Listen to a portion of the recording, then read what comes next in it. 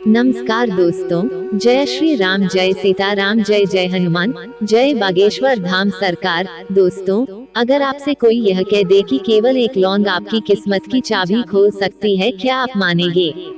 बताइए कि क्या शिव जी की पूजा करने की सही विधि विधान जानते हैं? आप पूजा करते समय लौंग, इलायची, काली मिर्च का ही इस्तेमाल क्यों किया जाता है, जबकि यह तो गर्म मसालों की श्रेणी में आते हैं? तो इसका आखिर कारण क्या है? क्या कभी इस बात पर गौर किया है आपने? और क्या आपने कभी यह सोचा है कि आखिर शिव जी पर जल चढ़ाने के लिए तांबे के लोटे का इस्तेमाल क्यों किया जाता है?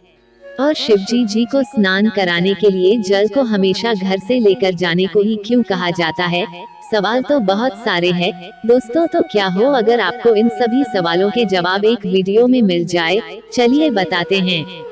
दोस्तों, आपको हम अपनी हर वीडियो में बागेश्वर धाम की महिमा के बारे में बताते ही रहते हैं।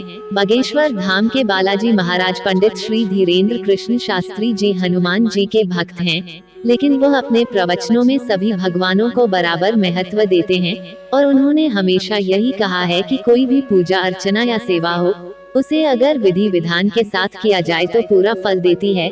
तो इसी के चलते उन्होंने अपने प्रवचन में अपने भक्तों को कई ऐसे ज्ञान की बातें बताई जिन्हें जानना हर भक्तों के लिए जरूरी है, ताकि वे पूरे विधि विधान के साथ भगवान की पूजा अर्चना कर सके। इसी के साथ गुरुजी ने एक लौंग का ऐसा उपाय बताया कि अपने घर में एक जगह पर एक लौंग रख देने से आपकी सारी मुश्किलें खत्म हो सकती है और आपको मालामाल हो सकते हैं। तो क्या है वो उपाय, जानना चाहते हैं तो वीडियो के अंत तक बने रहिए हमारे साथ। दोस्तों, एक बार फिर से स्वागत है आपका प्राचीन ज्ञान पर। आगे बढ़ने से पहले वीडियो को लाइक और चैनल को सब्सक्राइब जरूर कर लें, जिससे कि श्री बागेश्वर बालाजी की कृपा आप पर सदैव बनी रहे। और हो सके तो अपने दोस्तों रिश्तेदारों के साथ वीडियो को ज्यादा से ज्यादा शेयर जरूर कर दें, ताकि वह भी बालाजी महाराज की कृपा प्राप्त कर सके। तो चलिए वीडियो शुरू करते हैं। जिसे कि बागेश्वर धाम के बालाजी सरकार हनुमान जी के कट्टर भक्त हैं और वे हमेशा अपने दरबार में यह कहते हैं कि हनुमान जी शंकर जी का स्वरूप हैं। उन्होंने अपने प्रवचन में भक्तों को यह भी बताया कि शंकर जी स्वयं ही हनुमान जी हैं। हनुमान जी शंकर जी के ही अवतार हैं।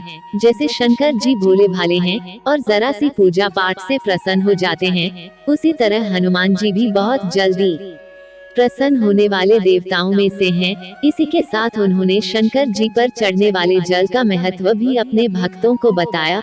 गुरु जी कहते हैं कि हमारे शास्त्रों में जितने भी देवी देवता हैं, उनमें से केवल शंकर जी ही ऐसे देवता हैं जिन्हें रोज जल अर्पित किया जाता है।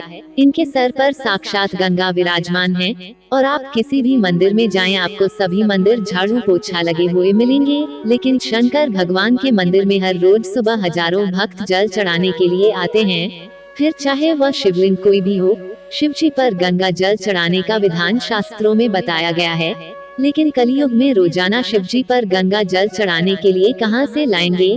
तो विष्णु पुराण, शिव पुराण में वर्णित है कि हम अपने घर से तांबे के लोटे में जल भर कर जाते हैं, तो सिर्फ मंदिर के द्वार पर बैठे हुए नंदीगढ़ मंदिर को चौखट पार करते ही लोटे के जल को गंगा जल में बदल देते हैं और फिर हम उसी जल को शिव जी पर अर्पित करते हैं। तो इसीलिए जल को हमेशा घर से ले जाने की सलाह दी जाती है। जो लोग मंदिर में लगे हुए नल या टंकी में से जल चढ़ाते हैं, वो जल वास्तव में शिवजी स्वीकार करते ही नहीं है। इसी के साथ गुरुजी ने एक और उपाय बताया कि जब भी हमें कितनी भी बड़ी से बड़ी परेशानी हो, तो एक सरल उपाय करने से सारी मुश्किलें हल हो सकती है। आपको कुछ नहीं करना, सिर्फ महादेव का स्वरूप को आपको किसी भी बरगद के पेड़ के नीचे एक बटुकेश्वर महादेव बनाना है। आप उसकी दूध, दही, घृत, पंचामृत, धतूरे, बेल पट्टी से पूजा अर्चना कीजिए, शिव अभिषेक कीजिए और फिर उस शिवलिंग को पूजा करने के बाद बहते जल में प्रवाहित कर दीजिए। ऐसा करने से मात्र 4 सोमवार में ही आपकी हर मनोकामना पूरी हो जाएगी। दोस्तों, इसके अलावा गुरुजी ने यह भी बताया कि केवल एक लौंग से कोर्ट कचहरी के केस, घर में लड़ाई झगड़े वाले क्लेश खत्म हो सकते हैं। आपको कुछ नहीं करना, बस एक लौंग और काली मिर्च शिव जी के शिवलिंग पर चढ़ाना है। इसके बाद शिव चालीसा का पाठ करना है, शिव जी स्तोत्र करनी है और उस लौंग और काली मिर्च को लेकर किसी भी बरगद के पेड़ के पास जमीन में दबा देना है। ऐसा करने के 15 मिनट के भीतर आपकी सारी मुश्किलें हल हो जाएगी। और यह गुरुजी ने पूरे दावे के साथ कहा है। अब गुरुजी किसी भी बात को पुख्ता तरीके से आजमाए बिना तो कहते नहीं है। इसी के साथ गुरुजी ने शव यात्रा के दौरान राम नाम सत्य है बोले जाने का भी सही तरीका बताया है। वो कहते हैं कि जो इंसान इस दुनिया में नहीं रहा, जो मर गया है, उसकी लाश को कसकर रस्सी से बांधकर ले जाया जाता है। उसके पीछे लोगों की भीड़ राम नाम सत्य है कहती हुई चलती है। लोग वास्तव में इसका अर्थ नहीं जानते हैं, लेकिन बिना जाने भेड़ चाल का अनुसरण किए जा रहे हैं। तो वास्तव में सत्य क्या है? तो गुरुदेव कहते हैं कि एक बार कुछ लोग शव लेकर जा रहे थे और पीछे से राम नाम सत्य है कहे जा रहे थे। शिव जी अपने कैलाश में यह सब देख रहे थे और खुशी से झूम रहे थे। तो पार्वती जी कहती हैं कि हे प्रभु, आप क्यों झूम रहे हैं? ये जो इंसान मरा है, ये वास्तव में बहुत ही झूठा इंसान था।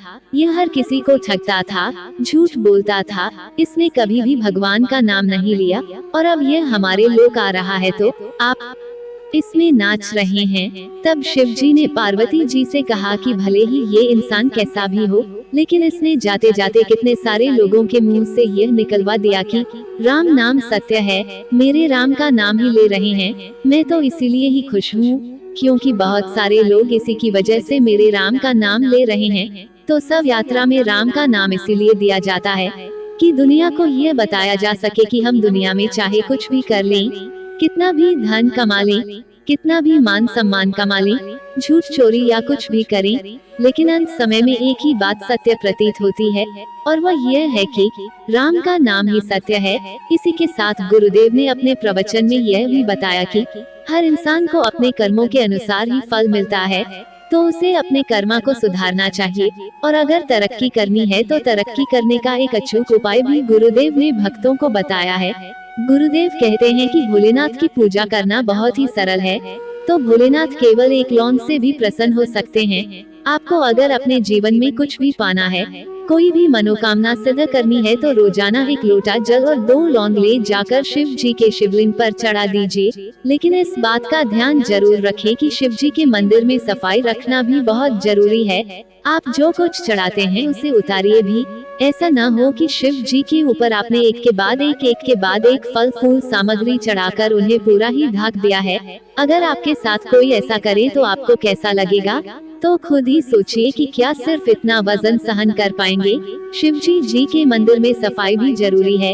एक बात का हमेशा ध्यान रखें कि थोड़ा सा जो कुछ भी आप शिव जी पर चढ़ना चाहते हैं, उन्हें अर्पित करना चाहते हैं, उसे भाव के साथ थोड़ी मात्रा में ही अर्पित करें और बाकी बची हुई सामग्री एक पात्र में रखें। शिव जी के मंदिर में गंदगी न करें और सफाई का विशेष ध्यान रखें ताकि शिव जी आप पर अपनी कृपा बनाए रखें।